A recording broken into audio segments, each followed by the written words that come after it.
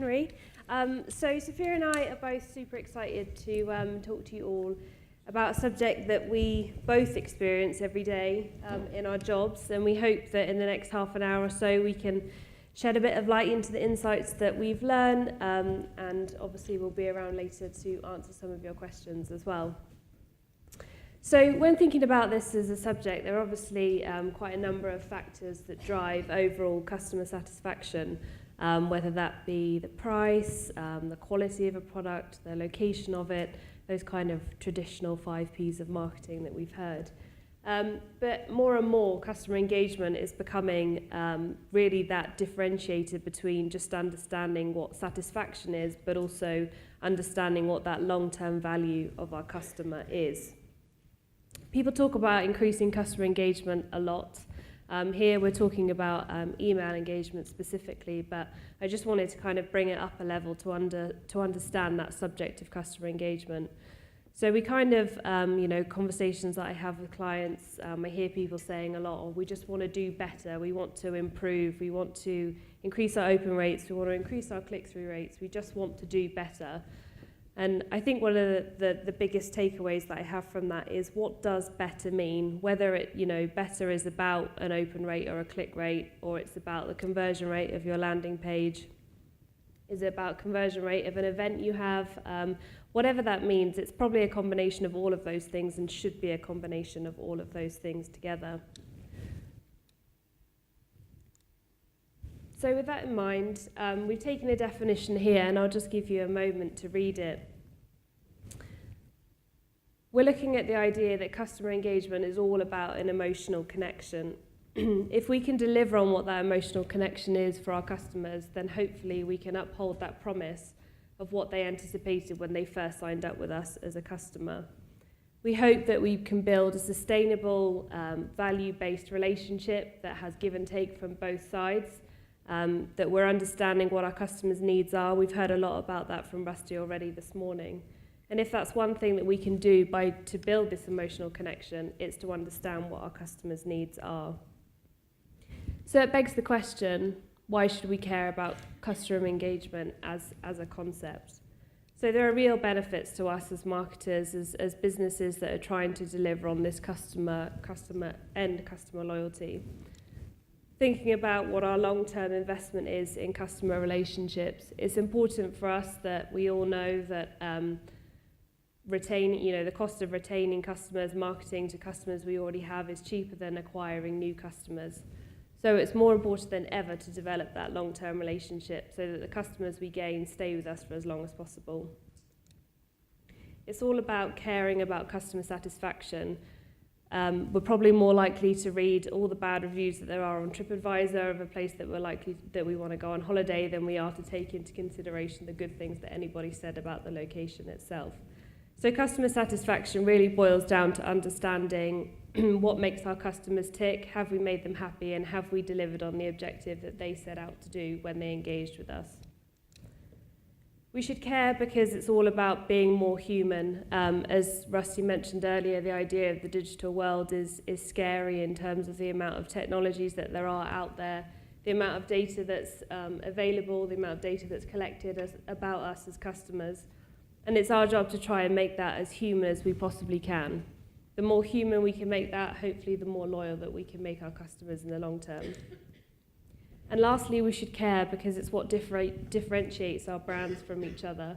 As I said, people are more likely to remember the bad things you've done, so when you do good things, that's really should be the shock element to stand out. So based on these considerations, it's no surprise that 80% of consumers say they're more likely to do business with a company if they offer more personalized experiences. Personalization in email marketing is often thought about as the end objective. I think that this is sometimes the wrong way around. I think personalization is a tactic to get to whatever the end objective is that you're trying to deliver. You obviously have an end objective when it comes to email marketing, and so does your customer. And that's why it's important to understand what their needs are in those various touch points of their life cycle. It becomes even more important when we consider that existing customers will spend 67% more than new customers. That's why hopefully when Sophia shares her story today, we can share some insights as to how important it was for Frontier to look after the customers that they currently have and how to develop that relationship that they have with them. So where does that leave us all when it comes to our email marketing strategies? Well, we can create great automated campaigns to deliver on that real-time content. We can develop the real-time content to understand where they are in their customer lifecycle, the contextual perception of the customer, and we can try our best to personalize those campaigns. If we can do all of those things, like Frontier have done, we can embark on a first-person marketing approach. So as we do at Adestra and Frontier both do, we can hope to deliver on that end objective of our strategy to deliver what the customer needs. So without further ado, I'd like to introduce to you Sophia, who hopefully can share some of her insights on what they've been doing so far. Thank you, Susie. Awesome. So I'm Sophia. I'm the email marketing manager at Frontier Developments. We've only been using Adestra for about 6 months, but I've got about 4 years using the platform from my previous role. My previous role was at a marketing agency working with clients and lots of retail stores. So coming along to Frontier and working with the really engaging in huge products has been a really fun challenge. I also have a background in games development, especially the art and design side of it. And one of my projects involved making a game app with the Victoria and Albert Museum. So I like to think that my experience in games development and email marketing really sets me up well for this role. As for Frontier Developments, we're a game studio that's been around for about 25 years now. We're based in Cambridge. Over the last couple of years, Frontier has been rapidly growing along with our really talented team of marketing professionals. So they've become a really big part of the company's makeup. We've got specialized PR departments, community management, email and digital, and it's all really making the company thrive. Our main titles at the moment are Jurassic World Evolution, Planet Coaster, and Elite Dangerous. We've also got 2 other titles in development at the moment, so our company portfolio is really starting to grow along with our millions of players. And we really want to take a first-person marketing approach to email marketing and really push the envelope for email in the game sector, getting that really personalized approach and making every customer feel valued and having that one-to-one communication. We've got a lot planned for email marketing here at Frontier, but for our first big project in Adestra, we wanted to start with our flagship game title, Elite Dangerous.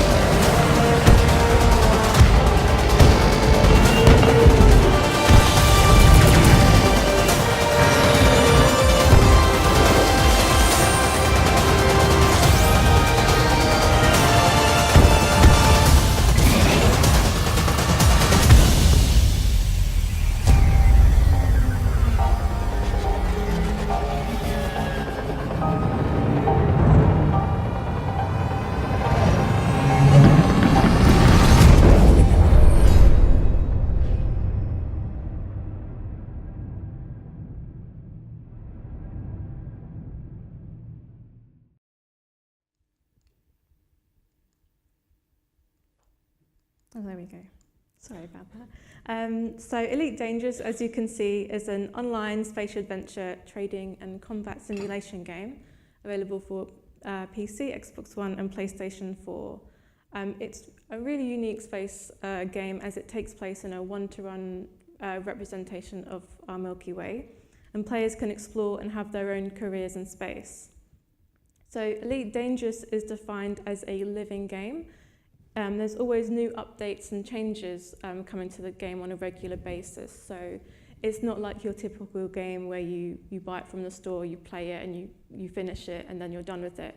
There's always new story, new features being added, so players can get in there, explore the universe and blaze their own trail. So Elite Dangerous has been running for about 4 years now and has built up a very dedicated and passionate player base. It's a successor to a franchise that started in 1984. So we have players that have been invested in its story and its rich history for decades now. So this is really great for things like our weekly newsletters and social media, as there's an endless stream of content to showcase and show our developers as well, and just to feature across all of our channels. However, the game itself has a very, very broad scope, and players can sometimes find themselves overwhelmed by the sheer choice of things to do, the places to explore and the career paths to choose from. So it can be quite overwhelming. And for this reason, we thought it would be a really good idea to use email automations to really streamline the onboarding process. So rather than going into making this project just based on hunches and what we might assume, I started working with the data team at Frontier Developments to see if we had any interesting starting points. So from looking at some of the data within the game, it seemed that people who go on to play Elite Dangerous for a long time, and I'm talking like hundreds of hours here, are those who get to grips with it very quickly. And people that struggle within the first couple of hours because there's too much choice or they're not sure how to use the controls, they're in danger of playing it for a little bit, getting a bit overwhelmed and never playing it again, which is obviously something we as a company don't want, but also it's going to be a waste of our company's money if they spend money on a game and then just don't play it anymore. So our initial objective for this onboarding program was to increase the amount of times that people log in or their playtime within the first 30 days. And we really want to make sure that they're comfortable with playing the game as well. It can be a very daunting game, so these first few hours are vital to keeping them engaged. So as we're dealing with users of different skill types, we started off with just creating 3 separate personas to target in our automation. So the one we've got here are the people who struggle to get going. I've only played a couple of hours and really might need a little bit more help finding the tutorials in the game. We've then got 2 more personas, one for people who have played it for a little bit, maybe over 2 hours, starting to find their feet with the game, but might need a little bit more direction. And then there's those who have hit the ground running, have played 8 to 10 hours in the first week. And these people may not need much help with getting to know the game, but we can still guide them to the best experience that we want to tailor to them. I think with an automated email campaign, it's really important to get them the right information in the right format at the right time, keeping it relevant and keeping it personalized. So here's just an early mock-up for our onboarding program. As these things can be quite a lot of work to set up, we decided to break it down into 2 phases. When I went to an Adestra conference a couple of years ago, one of the things I remember the presenter saying was that it's good to start with a really small automation and keep testing it and keep analysing it and then just growing it and iterating it over time. So that's kind of what I wanted to achieve here. So in this case, we would first tailor an email based on player behaviour to personalise it, which is in these persona phases here. Then we would try and upsell the expanded features of the game, so the expansion packs and DLC, to those players. And then in the second phase, which we would work on later on, we would tailor that more towards the player's game progression. So if you remember in the video, it said about, combat, trade, explore.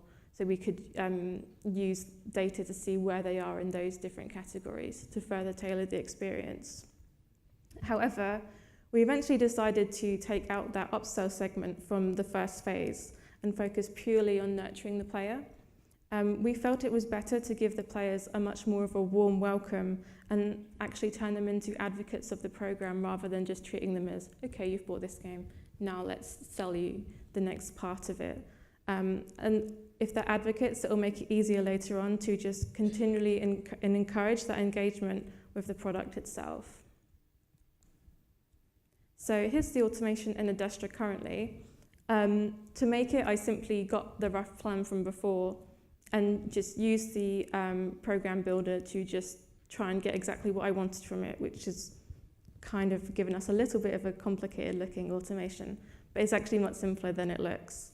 So to begin with, our contacts are added to the program, added to our database in Adestra from a daily import from our database. They're then sent the welcome email, and then in that 7-day wait, or after the 7-day wait, these filters in Adestra read the data and see which branch they should go down. So the bottom ones here are the people, the bottom of the top section here are people that have played the game for under 2 hours. That's middle section there is people that have played for between 2 and 8 hours. And then for the people that have played it for over 8 hours, which is a shockingly a high amount of people, they go all the way to those end emails because currently we're just sending them a few emails because they're obviously getting to grips with the game.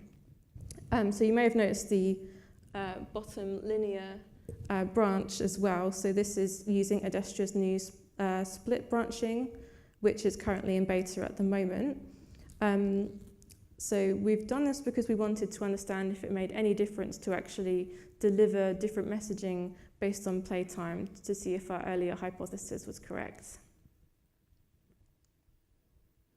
So the automation looks a bit complicated when you see it all at once. So here's a little bit of a closer look at the split branching and how we've used the filters to customize the message sequence based on playtime.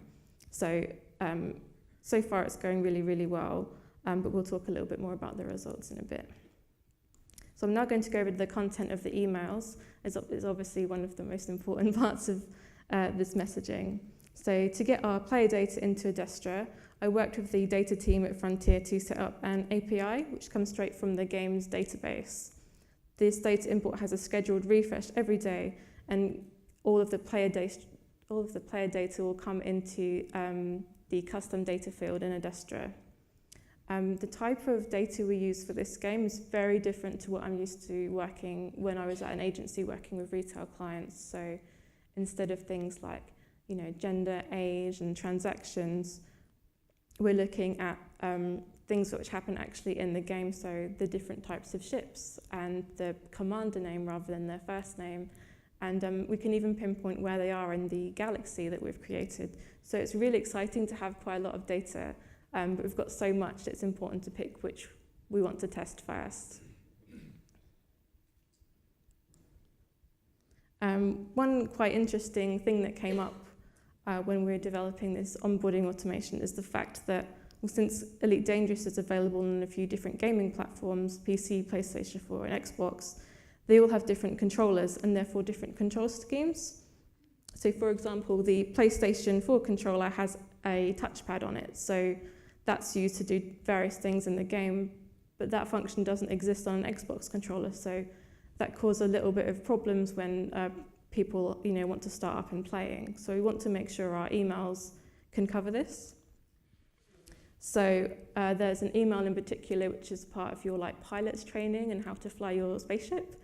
And part of the email tells you which buttons to press to get your ship going. So I wanted to provide really clear instructions for these. So we used Adestra's conditional content section in the email editor to further tailor the experience so that players get the right instructions when they open up their email. So just keep making it more and more personalized.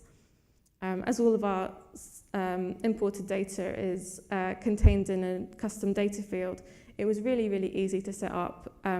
We have a platform field, so we simply have an if and else statement in the conditional content section saying, so if the platform is Xbox, and then I would put the Xbox controller scheme, if PlayStation 4, PlayStation control scheme, and then the kind of catch-all would be for PC, which is one of our biggest player bases anyway.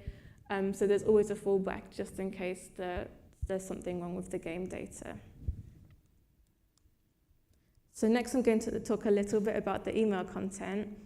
So for the email design, I worked with our creative services team that made a huge master template containing lots of different layouts and sections. And then I simply coded that and used Adestra's template tags to make it compatible in the Adestra email editor. Using the email editor was really vital as, Frontier is a really big company. We've got over 300 employees here, and these emails had to go through very strict and very regular sign-offs and approval. So there was lots of little changes along the way, and using the email editor was easy rather than having to dive back into the code every single time. And this will also help later on because we'll keep updating these emails as the game itself gets updated. Since most of our opens are on PC, we can get away with these really big full-width headers right at the top of the email, which really grab the attention of when people open them up. For mobile, we simply use an image swap for the header, which is easy to do in the email editor.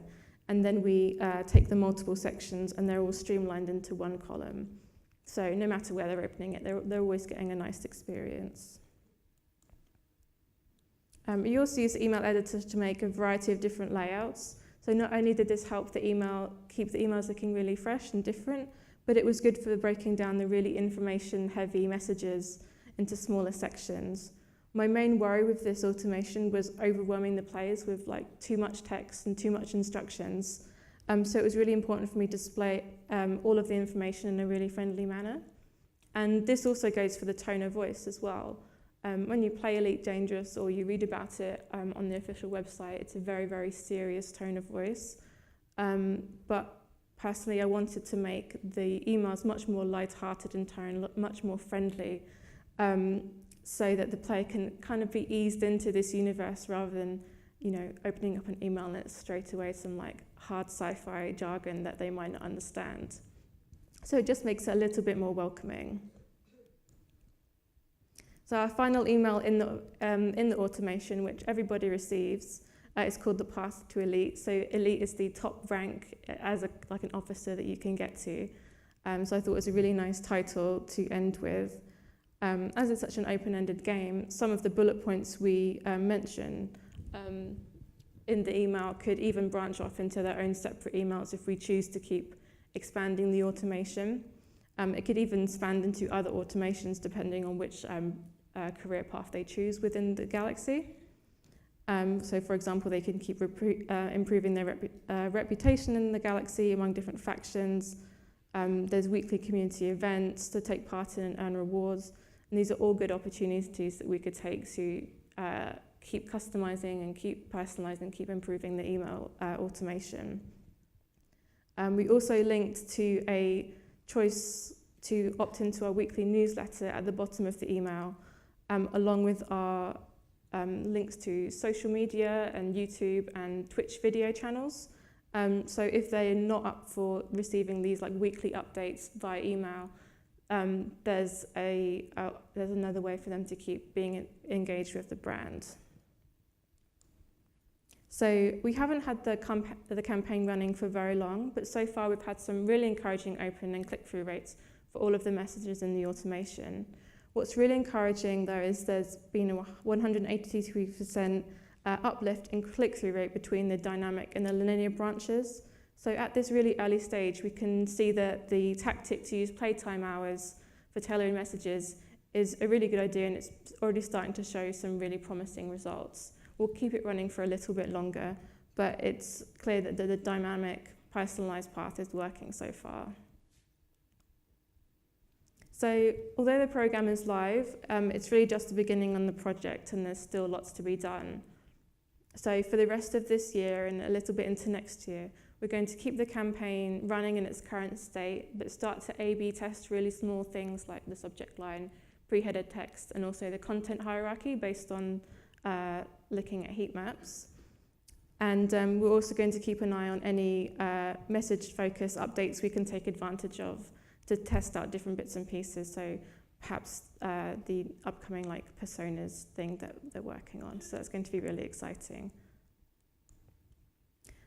So as for next year, there will be a lot to add to the project. It will be really easy to add more campaigns to the automation as it's such a complex game and we've got big updates on the horizon. So we could expand upon these, add more things in. We could add additional filters or try and test additional filters. So at the moment we're just constructing our automations based on playtime, but we could do things instead like number of times they've logged in, how many missions they've done, and even what ship they are, because you start in a kind of smaller ship and then you can, as you get through the game, you get bigger ones. So that's another thing that we could test to see how far people are getting. We could also do some more resource-intensive things to the emails as well. So we've got a community management team who do things like weekly videos. So we could work with them to make bespoke videos for email, which could be things like from a warm welcome to tutorials to covering the latest updates and new features. We also want to add more and more conditional content to the email to really give it that personalised finish. So as I said before, players can own their own ships and they're at certain points in the galaxy. So we could simply do things like show what ship that they own in the header of the email just to give it that really nice personalised touch. We also want to give our most invested players the opportunity to experience more content in the game. So in Elite Dangerous, you can pay to get new styles and accessories for your spaceship that other players will see in the game when you play online. So we would want to do that in a really careful and really personalised way. So we don't want to send people, ship customization options for ships they don't own, for example. So we really want to keep it personalised, like we're talking to them one-to-one.